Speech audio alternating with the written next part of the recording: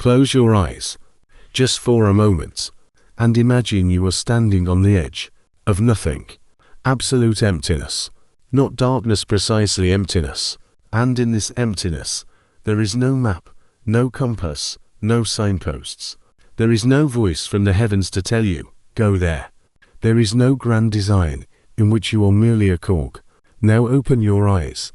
Look at your life, at all those whys and what furs you have carried within you since childhood. Why must I do this? What is the meaning of my work?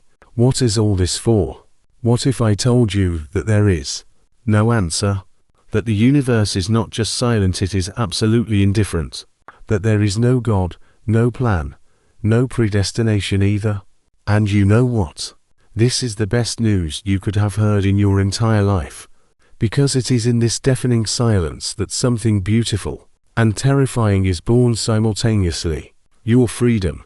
Not that petty freedom of choice between a cappuccino and a latte, but fundamental, existential freedom. The freedom to become whoever you decide to become. The freedom to create meaning where there never was any. Existentialist philosophy is not about depression and despair, as many think. It is about courage. About having the courage to face the absolute void and say, excellent. That means I will be the light in this darkness myself. I will be the creator in this chaos myself. Part 1. The birth of a philosophy. When the old gods died to understand existentialism, you need to feel the historical moment in which it was born. Imagine Europe at the turn of the 19th and 20th centuries. The old gods had died. Nietzsche had proclaimed it officially. Scientific progress had dispelled religious myths. Anti-world wars shattered the faith in reason and human progress. People were left alone with a cold, indifferent universe. And it was at this point of absolute loneliness that existentialism appeared. Not as a consolation, but as a challenge, as a call to maturity. Existentialist philosophers are like stern but honest doctors. They will not deceive you with sweet pills. They will say, yes, the rocket of meaning on which humanity flew for thousands of years has crashed. We are alone in space. But look, now we can fly wherever we want. And today, we will walk the entire path of an existentialist. From the first, shocking encounter with the absurd, through the agonies of freedom and responsibility, to the moment you understand. This void is not a curse, but the greatest gift, and you begin to create your own, unique, unparalleled meaning within it. Part 2. The first step. The encounter with the absurd. It all begins with an awakening. Usually a painful one. Like a blow. You are walking down the street. You see people rushing somewhere, cars, advertisements, and suddenly bam, everything freezes. And you ask yourself that very question. What does all this actually mean? Why must I get up at 7 in the morning, go to the office, do work I don't like, to earn money to buy things I don't really need? This is the encounter with the absurd, not with stupidity, but with the absurd in the philosophical sense, as Albert Camus brilliantly defined it. The absurd is born from the collision between the human call and the unreasonable silence of the world. Our reason craves meaning, order, logic, justice, and the world answers us with silence, randomness, chaos. Illness befalls the righteous. The scoundrel prospers. Lovers part ways. A good deed turns into a catastrophe. Practical step. Instead of running headlong from this feeling, stay with it. Admit, yes, the world is absurd. It is not obliged to meet our expectations. Say to this absurd, hello, I see you. And at that moment, something amazing will happen. Its power over you will begin to weaken. Part 3. The burden of freedom and responsibility. And so, after the encounter with the absurd, comes the most difficult moment, the moment of encountering freedom. And here awaits the most paradoxical conclusion of existentialism. Jean-Paul Sartre says, man is condemned to be free. Condemned, not rewarded, not honored, precisely condemned, because freedom is not a gift, but a burden, a terrible burden. Imagine, on one side of the scale your freedom, complete, Absolute freedom to choose who to be, what to do, how to live. On the other side, the full weight of responsibility for this choice. You cannot take one side without taking the other. Every choice you make is not just a choice of action. It is a choice of who you are becoming. And moreover, it is a silent endorsement of this choice as a possible norm for all humanity. When you choose honesty in a situation where you could cheat, you are telling the whole world, honesty is right. When you choose cowardice, you are voting for cowardice as a permissible option. You are not just choosing for yourself, you are choosing for everyone. Practical step.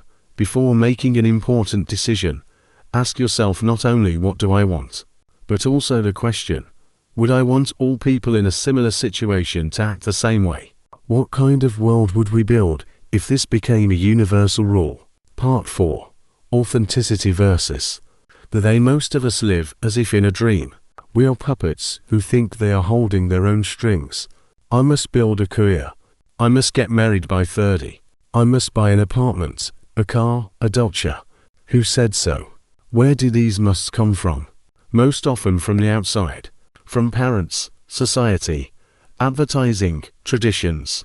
Existentialists call this inauthentic existence, living by other scripts. Authentic life is awakening from the dream. It is the courage to ask, but what do I want? Not what is expected of me, but what do I truly want? What are my own, hard-won values? This is scary, because when you discard the ready-made scripts, you are left alone with pure possibility, and with the responsibility for your choice. Practical step. Take a piece of paper. Divide it into 2 columns. In one, write, what I do because I truly want to. In the other, what I do because it's necessary. Be honest, and prepare for unexpected discoveries. Part 5. Existential anxiety. The dizziness of freedom. When you begin this path to authenticity, you will be accompanied by a faithful companion, existential anxiety. Not the everyday anxiety of will I be late for the meeting, but a deep, fundamental anxiety. Søren Kierkegaard called it the dizziness of freedom. Imagine you are standing on the edge of an abyss. You feel dizzy. From what?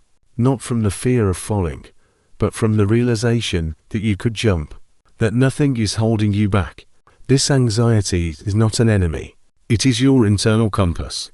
It arises precisely in those moments when you face a real freedom of choice, when you understand that no one will come to save you, no one will tell you what to do, no one will relieve you of responsibility. Practical step. The next time you feel this profound anxiety, do not drown it out with social media, alcohol, or work. Stop. Ask, what are you telling me? What possibility is hidden behind you? What freedom am I running from? Part 6. Creating meaning. The happy Sisyphus. And so we come to the most important part. The creative part of existentialism. Meaning cannot be found like treasure. It can only be created. And it is created not in thought, but in action. Recall the myth of Sisyphus. The gods condemned him to roll a stone up a mountain forever, only for it to roll back down. Absurd, meaningless work. But Camus ends his essay with a brilliant phrase, one must imagine Sisyphus happy. Why? Because the very process of the ascent, the tension of the muscles, the sweat on the brow, the perseverance in the face of meaninglessness, that is where meaning is born. Not in the result, but in the process. Not in reaching the summit, but in every step. Your life is your stone. Your work, your relationships, your creativity, that is your mountain. And you can either curse your fate, or find happiness in the very process of climbing. Practical step. Choose one thing in your life that seems routine and meaningless to you, and try to approach it like Sisyphus, not as a punishment, but as your personal project for creating meaning. Immerse yourself completely in the process. Find the beauty in the effort. Part 7. Your turn. The existential project, and now the most important moment. The moment when philosophy must turn into practice. When words must become flesh. I want to propose to you not just to reflect. I propose that you begin your existential project. Right now. Today. Here is your assignment. Choose one single area of your life. where you have been living inauthentically until now, where you have followed someone else's script, where you did what one must do, not what I want to do. It can be something small, your style of clothing, your hobby, which you gave up because it's not serious, your manner of communication, your job, your relationships. And for the next week, I ask you to consciously, mindfully rewrite this script. Do not do it as is customary, but as you yourself deem right. Take responsibility for this choice. Feel both the freedom and the weight of this responsibility. And I earnestly ask you share your experience in the comments. Describe what you chose for your experiment. What did you feel when you started acting consciously? What difficulties did you encounter? What discoveries did you make? Let's create here not just a passive audience, but a living community of people who do not run from their freedom, but use it as clay to sculpt their own, unique, authentic lives. Conclusion. The courage to be in the final analysis. Existentialism is a philosophy of mad, almost insane hope, but hope of a special kind. Not hope for salvation from without, not hope for a happy ending prepared for us by someone from above. It is hope in oneself, in human courage, in our ability to face the absurd and not look away, in our willingness to accept the burden of freedom and not bend under its weight. Yes, the world is indifferent. It has no ready answers. But that is precisely why your search is so important. That is precisely why your created meaning is so precious. Because it is yours. Not imposed, not borrowed, but hard-won. Forged in the crucible of your own experience. You are both the sculptor and the marble, and the creation, and the creator. Every act of yours, every choice, every yes and every no, that is the brush that paints the unique, unparalleled picture of your life on the infinite canvas of a meaningless universe. And in this lies your greatness, in this ability to create meanings where there are none, to love where there are no guarantees, to act where there are no promises of reward, to be human in a world that has forgotten about humanity.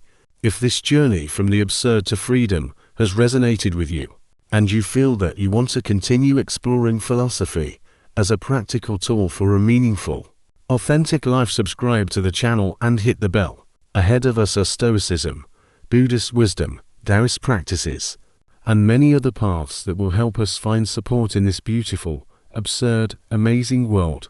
Thank you for being here today. Remember, the most terrifying void is not the void of the universe. It is the void of unrealized possibilities. Do not let them remain empty. Create. Choose be. Until we meet again on this endless path of becoming yourself.